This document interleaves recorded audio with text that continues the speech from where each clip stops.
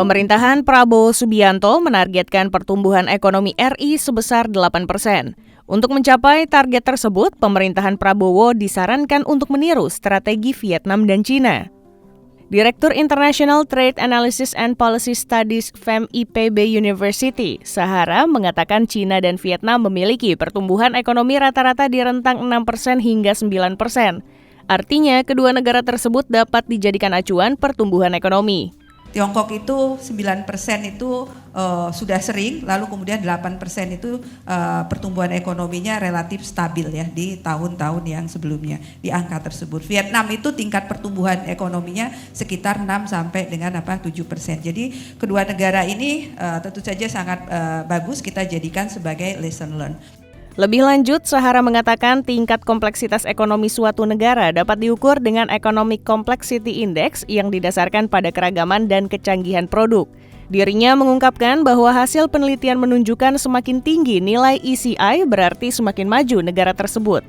ECI yang tinggi menunjukkan kemampuan suatu negara mengekspor produk yang beragam dan unik dibandingkan dengan produk negara lain. Dalam data yang dipaparkan Sahara, Indonesia memiliki nilai ECI di bawah angka 1. Vietnam juga masih di bawah level 1, tetapi sedikit lebih tinggi dari Indonesia. Sementara Cina mendekati level 1. Sahara mengatakan kompleksitas Indonesia masih didominasi oleh komoditas yang berbasis sumber daya alam, sedangkan Cina dan Vietnam sudah berbasis teknologi tinggi. Dan dari tabel ini kita melihat bahwa pada tahun 2022 komposisi produk ekspor Indonesia ini masih didominasi oleh komoditas yang berbasis pada sumber daya alam.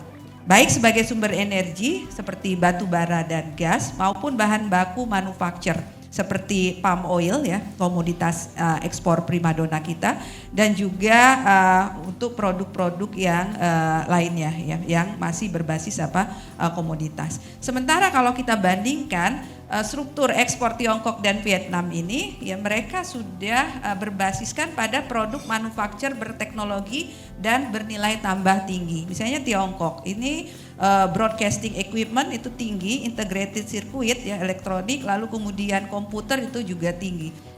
Oleh karena itu, Sahara menyarankan agar Indonesia lebih mengutamakan produk bernilai tinggi.